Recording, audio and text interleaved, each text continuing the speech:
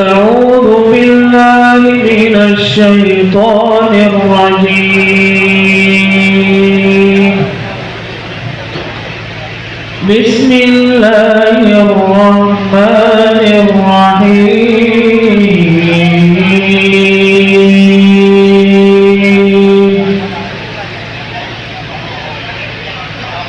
تبارك الذي جعل في السماء بروجا وجعل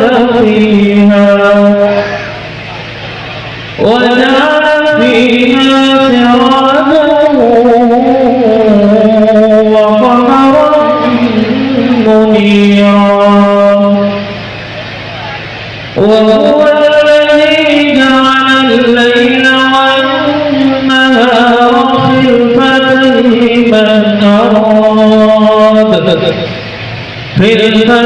لمن أراد أن يذكر أو أراد شكورا.